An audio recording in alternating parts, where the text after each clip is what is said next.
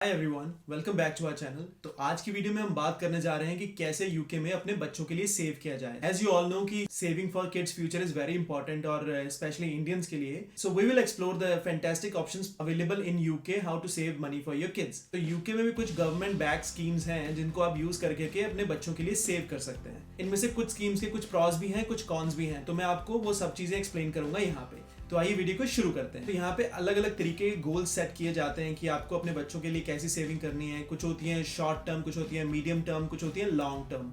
तो जैसे short term होता है 0 to 5 years, मीडियम टर्म होता है 0 to 10 years and then long term होता है 0 to 18 years। तो जो आपका गोल हो उस पर डिपेंड करता है कि आप कौन सी वाली ऑप्शन चूज कर सकते हैं। जो सबसे पहली ऑप्शन है यहाँ पे यूके में वो है जूनियर आइसा।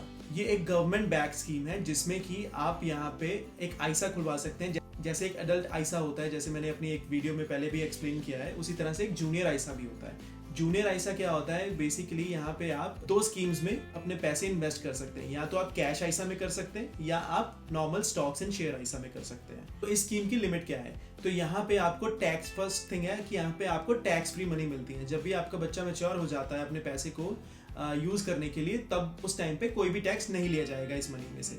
तो ये एक टैक्स फ्री स्कीम है गवर्नमेंट की तरफ से। तो जो ये दो ऑप्शंस हैं, इनके रिटर्न्स भी उनके रिस्क के हिसाब से हैं। जो कैश आइसा है उसका रिटर्न कम है, अराउंड 3 to 4% आपको मिलता है ईयरली। जो आपका स्टॉक एंड शेयर आइसा है उसमें आपका जो रिटर्न्स है वो कितने भी जा सकते हैं depending how you invest the money. तो 10%, 12% ऑन एन एवरेज, अगर मैं S&P 500 की बात करूं तो उसको यूज करके आप 10 to 12% ईयरली रिटर्न्स ले सकते हैं। लेकिन कैश आइसा में आपका मनी जो है वो सिक्योर होता है, सेफ होता है कि आपको इतना मिलेगा ही मिलेगा फिक्स अमाउंट। बट जो स्टॉक एंड शेयर्स आइसा है उसमें आपका पैसा ऊपर भी जा सकता है, नीचे भी जा सकता है। तो ये दोनों में एक डिफरेंस है, इसलिए रिटर्न्स का भी डिफरेंस है यहाँ पे। जैसे कि अगर आप अपनी सेविंग को ज्यादा सेफ रखना चाहते हैं, देन कैश आइसा आपके लिए एक बेटर ऑप्शन है अपने बच्चों के फ्यूचर के लिए। इसमें एक लिमिटेशन ये है कि इनकी जो मैक्सिमम लिमिट जो आप इसमें एक ईयर में डाल सकते हैं, एक साल में डाल सकते हैं, वो है 9,000 पाउंड। तो ये काफी एक अच्छी ऑप्शन है। बस इसका एक कॉन है बहुत बड़ा, जो कि मैं आपको यहाँ पे बता देना चाहता हूँ। यहाँ पे क्या होता है कि जैसे ही 18 ईयर्स का होता है बच्चा, तो ये जो पैसे होते हैं वो, जैसे आइसा जो होता है वो अडल्ट आइसा में चेंज हो जाता है। जो जूनियर आइसा है वो एक अडल्ट आइसा में चेंज हो जाता है, और वो सारा जो कंट्रोल है वो आपके हाथ से जाकर एक बच्चे के हाथ में चला जाता है, जो कि आपका नया अडल्ट हुआ है, 18 ईयर्स का बच्चा हो गया है। तो अब वो सारे मनी का कंट्रोल उसके पास है। तो ये कई बार कई पेरेंट्स को रिस्की भी लग सकता है कि आपका बच्चा कैसा निकले, उस मनी को कैसे यूज करे। अगर सारा कंट्रोल उसके पास है तो वो कुछ भी कर सकता है, राइट। वो नेक्स्ट डे जाके कहीं कोई गाड़ी खरीद सकता है या अपनी मर्जी से कहीं भी कुछ भी लुटा सकता है, राइट। तो वो एक कंट्रोल इसमें थोड़ा कम रहता है पेरेंट्स के पास, जो कि कई बार, तो जैसे मैं अभी एक एग्जांपल बता सकता हूँ कि मेरा एक यहाँ पे नोन फ्रेंड्स रहते हैं, नेबर्स में रहते थे। तो उनकी बेटी जैसे ही 18 ईयर्स की टर्न हुई तो उन्होंने भी एक आइसा खुलवा रखा था। तो उसमें अराउंड 20,000 पाउंड थे। तो वो काफ़ी दुखी हैं कि उनकी जो बेटी है वो बस उस पैसे को वेस्ट कर रही है, जला रही है, और वो उस पैसे से कुछ अपनी यूनिवर्सिटी फीस भर सकती थी, या अपना लोन कम कर सकती थी, या अपना घर बाय कर सकती थी, या कोई गाड़ी ले सकती थी। बट वो तो सिर्फ शॉपिंग कर रही है और पैसे को वेस्ट कर रही है। तो यही है, आपको देखना पड़ेगा कि आप किस तरह का रिस्क लेने के लिए रेडी हैं इस चीज़ में, क्योंकि ये आपकी हार्ड अर्नड मनी है। तो आपको इसको थोड़ा सोच समझ के ही इन्वेस्ट करना चाहिए, इवन आप बच्चे के फ्यूचर के लिए भी अगर इन्वेस्ट कर रहे हैं तो। नेक्स्ट आता है रेगुलर सेविंग्स अकाउंट। तो यहाँ पे सेविंग्स अकाउंट होते हैं जो कि बच्चों के लिए होते हैं, जो कि आप बच्चे के नाम पे भी खुलवा सकते हैं या पेरेंट भी अपने नाम पे खुलवा सकते हैं बच्चे की सेविंग करने के लिए।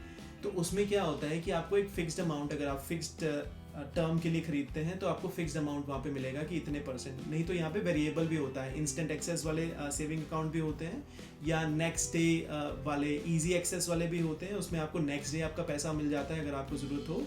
तो यहाँ फिक्स्ड वाले भी ले सकते हैं, जैसे 1 ईयर फिक्स टर्म या 2 ईयर फिक्स टर्म होता है, जैसे कि एफडीज होती है इंडिया में, वैसे ही यहाँ पे भी आप वो कर सकते हैं। उसमें रेट ऑफ इंटरेस्ट अभी 4-5% के आसपास चल रहा है, लेकिन वो भी एक गुड ऑप्शन हो सकती है जबकि आप अपने बच्चे के लिए इन्वेस्ट करना चाहते हैं, लेकिन आप फिर भी चाहते हैं कि 18 साल के बाद भी उस पैसे पे कंट्रोल आपका ही हो, आप ही बोलें कि कहाँ पे वो पैसा खर्च होना चाहिए। तो ये सेविंग अकाउंट्स आपके लिए काफ़ी यूजफुल हो सकते हैं। तो आप उसमें से इंस्टेंट एक्सेस वाला देख सकते हैं, आप उसमें इजी एक्सेस वाला देख सकते हैं, लेकिन अगर आप लॉन्ग टर्म बच्चे के लिए देख रहे हैं तो आप फिक्स टर्म वाले भी देख सकते हैं, क्योंकि उसमें रिटर्न्स के रेट बेटर मिल रहे हैं। अभी मैं कल ही चेक कर रहा था तो मेट्रो बैंक में 5.1% रेट ऑफ इंटरेस्ट मिल रहा है आपके फिक्स टर्म 1 ईयर पे। तो आप उस ऑप्शन को भी चूज कर सकते हैं। उसमें आपके पास एक ये फायदा है कि वहाँ पे कोई लिमिट नहीं है 9,000 10,000 जैसी, तो that could be one option जिसमें कोई लिमिट नहीं। अगर आपके पास कभी बोनस ज़्यादा आ जाता है या पैसा ज़्यादा आ जाता है तो आप उस पैसे को इन्वेस्ट कर सकते हैं इन ऑप्शंस में। एक नेक्स्ट ऑप्शन भी है जो कि काफ़ी आपको वियर्ड लग सकती है लेकिन लोग काफ़ी यहाँ पे यूज़ करते हैं, उसको बोलते हैं जूनियर SIPP। तो जूनियर SIPP ही बेसिकली एक पेंशन फंड होता है जिसमें कि आप अभी से उस बच्चे के लिए इन्वेस्ट करना शुरू कर देते हैं कि जब वो रिटायर होगा तब उसके पास पैसा एक कॉर्पस जमा हो जाए। तो बेसिकली होता क्या है कि आज ही जैसे वो बच्चा बॉर्न हुआ है या कुछ फ्यू इयर्स का हो गया है तो आप उसके नाम पे पेंशन आज से ही शुरू कर सकते हैं, और जब वो 18 साल का हो जाएगा उसके बाद वो उस पेंशन में खुद ही कंट्रीब्यूट करना शुरू कर देगा। ये एक तरह से उसके लेटर हाफ उसकी लाइफ के जो कि ओल्डर एज जब उसकी आ जाएगी उसके लिए बेटरमेंट के लिए है कि उस टाइम पे उसके पास काफ़ी पैसा हो। क्योंकि अगर आप कंपाउंडिंग समझते हैं तो कंपाउंडिंग बेसिकली तब ज़्यादा अच्छी वर्क करती है जब आपके पास काफ़ी ईयर्स हो उस पर इन्वेस्ट करने के लिए। अगर मान लीजिए कि अभी जो एज है 65 ईयर्स है रिटायरमेंट की और अभी आपका बच्चा पैदा हुआ है, अगर 65 ईयर्स में अगर आप उसमें पैसा इन्वेस्ट करके रखते हैं, कुछ कैलकुलेशंस तो ऐसी भी हैं कि अगर आप 18 ईयर्स तक उसमें पैसा इन्वेस्ट करते हैं जब बच्चा 18 का हो जाता है और अगर उसके बाद वो बच्चा कुछ भी पैसा इन्वेस्ट नहीं करता, still he can get millions out of it. तो ये काफ़ी अच्छी ऑप्शन है अगर आप बच्चे की रिटायरमेंट के लिए अभी से सेव करना चाहते हैं, then you can go for the junior SIPP। और वो भी टैक्स फ्री मनी है टिल नाउ। अभी उस पर ऐसा कुछ नहीं आया कि उस पर टैक्स लगेगा, क्योंकि काफ़ी बातें होती रहती हैं पार्लियामेंट में कि इस पे टैक्स लगा देंगे, पेंशन पे टैक्स लगा देंगे, बट फॉर नाउ अभी उस पैसे पे कोई टैक्स की बात नहीं हो रही है। तो वो भी एक तरह से आपके लिए टैक्स फ्री मनी है अगर आप उसको अपने बच्चे के लिए इन्वेस्ट करना चाहते हैं उसकी लेटर हाफ ऑफ लाइफ के लिए। जो नेक्स्ट एक ऑप्शन है वो है प्रीमियम बॉन्ड्स। हाँ, नाम काफ़ी फैंसी है लेकिन जो इसकी वर्किंग है काफ़ी ही अलग तरह की है। तो बेसिकली प्रीमियम बॉन्ड में होता क्या है कि आप प्रीमियम बॉन्ड में पैसे डाल सकते हैं, इससे आप एक लॉटरी खरीद सकते हैं जिसका नाम है प्रीमियम बॉन्ड लॉटरी। जैसे आप चाहे उसमें 1 पाउंड डाले चाहे 5 पाउंड डाले तो आपको एक लॉटरी का नंबर मिल जाएगा। तो वो लॉटरी मंथली निकाली जाती है। उस लॉटरी में एंटर करने के बाद हर मंथ जब वो लॉटरी निकलेगी तो आप उसमें कुछ प्राइज मनी जीत सकते हैं। और वो प्राइज मनी की अमाउंट है 25 पाउंड टू 1 मिलियन पाउंड। तो आप देख ही सकते हैं काफ़ी वेरिड रेंज है इसकी, और ये काफ़ी मतलब इन्वेस्टर्स को ल्योर करने के लिए ये इस तरह की अमाउंट रखी गई है। लेकिन आप ये भी ध्यान रखिएगा कि इसमें ज़रूरी नहीं है कि आप जीते ही जीते। तो ये एक काफ़ी इसका कैविया है कि आपको मे बी आपको पैसा मिले या ऐसा भी हो सकता है कि उसमें से आपको कुछ भी ना मिले। जो प्रीमियम बॉन्ड की जो मैक्सिमम लिमिट है वो है 50,000 पाउंड। आप उसमें 50,000 पाउंड से ऊपर पैसा नहीं डाल सकते हैं, तो ये उसकी एक लिमिटेशन है। एक ये भी बाउंडेशन है कि आपको मिनिमम 25 पाउंड तो डालने ही पड़ेंगे। अगर आप फर्स्ट टाइम बाय करने चाहते हैं तो आपको 25 पाउंड का तो मिनिमम खरीदना ही पड़ेगा प्रीमियम बॉन्ड। आप सोच रहे हैं क्या इसमें कोई रेट ऑफ इंटरेस्ट मिलता है? जी नहीं, इसमें कोई रेट ऑफ इंटरेस्ट नहीं मिलता है। इसका सिर्फ प्राइज मनी ही जो है लॉटरी से निकलने वाला वो ही इसका रिटर्न है। तो आप ये सोच रहे होंगे कितना फायदेमंद है ये, तो इनका एक स्टैटिस्टिक्स भी निकाले हुए हैं इन्होंने। वो ये है कि एन एवरेज जो भी आप पर पाउंड के हिसाब से आप एक लॉटरी लेते हैं उसका रिटर्न है 4.4% की ऑड्स ऑफ विनिंग है इसमें 21,000 to 1। हर एक 21,000 आदमी में एक बंदे की तो लॉटरी निकलेगी। तो इस तरह से ये वर्क करता है। बेसिकली अपने चांसेस और बढ़ाने के लिए ये है कि more bonds you buy the more chances you have to win the lottery। तो इसके प्रॉस की बात कर लेते हैं। जिसके प्रॉस ये हैं कि जो मनी इसमें से आप जीतेंगे वो टोटली टैक्स फ्री होगी। सेकेंडली, आपकी मनी हमेशा सेफ रहेगी। जो 50,000 पाउंड की अमाउंट है वो कभी भी कहीं नहीं जा सकती, वो गवर्नमेंट बैक्ड है तो हमेशा सेफ रहेगी। एंड ईजी विड्रॉल, तो इसमें से आप कभी भी पैसे निकलवा सकते हैं और आप ये पैसा री इन्वेस्ट भी कर सकते हैं। मान लीजिए कि आपकी लॉटरी निकल गई, आपने पैसे कमा लिए, अब आप उसी पैसे से और बॉन्ड्स खरीद सकते हैं जिससे कि आपके चांसेस और ज़्यादा बढ़ जाएं।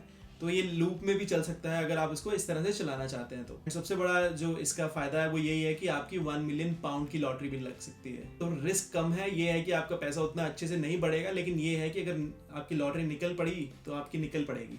अब कॉन्स की बात कर लेते हैं। सबसे बड़ा कॉन्स तो ये है कि ऐसा हो सकता है कि आपको कुछ भी ना मिले उसमें से, आप जीरो अर्निंग करें उसमें से, क्योंकि आपने इतने पैसे ना डाले हों या आपकी रेशो उतनी ना बने कि आप कुछ जीतें। तो ये एक इसका समीकरण हो सकता है। और सेकंड है कि इस पे इंटरेस्ट तो कोई है नहीं, तो आपकी अर्निंग को भी बढ़ेगी नहीं अगर आपका लॉटरी नहीं निकलती। तो इसके कंपैरिजन में अगर आप सेविंग अकाउंट्स की बात करें, जो कि मैंने बताया कि इंस्टेंट एक्सेस वाला या इजी एक्सेस वाला या जो भी नॉर्मल सेविंग अकाउंट होते हैं फिक्स टर्म वाले, अगर आप उनको लेते हैं तो उसमें आपको फॉर श्योर पता है कि इतना रिटर्न तो आना ही आना है, 4% 5% ईयरली जो भी रिटर्न होता है वो तो आना ही आना है, लेकिन इसमें कोई गारंटी नहीं है। और इसमें ये भी होता है कि अगर आपने एक बॉन्ड ले लिया तो आप उसको उसी वक्त नहीं बेच सकते, आपको एटलीस्ट 1 मंथ के लिए होल्ड करना पड़ेगा जब तक वो लॉटरी निकलती नहीं है। तो ये इसके प्रॉज एंड कॉन्स हैं। तो यही सारी ऑप्शंस हैं जो कि आप जिससे आप यहाँ पे अपने बच्चों के लिए सेव कर सकते हैं पैसे। बाकी और भी लोग बोलते हैं कि आप प्रॉपर्टी ले लो, ये कर लो, वो कर लो बच्चों के लिए, बट आई थिंक वो काफ़ी ज़्यादा अमाउंट हो जाती है किसी भी पेरेंट के लिए बाय करने के लिए। तो किसी भी पेरेंट के लिए अगर आपके पास बहुत बड़ा कॉर्पस है, yes you can go and buy a property for your child, और जब वो 20 साल का होगा you can transfer it to their name, but it all depends कि आपके पास कितना पैसा है। तो मोस्टली पेरेंट्स के लिए आई थिंक यही ऑप्शन है जो कि आप यूज़ कर सकते हैं। एंड आई थिंक इनमें से मोस्ट जो लोग यूज़ करते हैं वो आई थिंक जायसा यूज़ करते हैं, जूनियर आयसा, और उसमें भी कैश ऑप्शन वाले लोग थोड़ा ज़्यादा प्रेफर करते हैं क्योंकि वो थोड़ा सेफ है, आपको पता है कितना रिटर्न मिलेगा आपको, तो उस हिसाब से आप भी अपना चूज़ कर सकते हैं। बट अगर आप थोड़े ज़्यादा एडवेंचरस हैं, आपको पता है 18 साल एक काफ़ी लंबा टाइम है, तो then you can go head with stock and share आयसा एज वेल। तो होप आपको ये वीडियो अच्छी लगी हो, आपको यूज़फुल लगी हो, और कमेंट में ज़रूर अपने क्वेश्चंस पूछिए तो हम कमेंट्स में आपको उसका रिप्लाई करेंगे। Thank you, bye.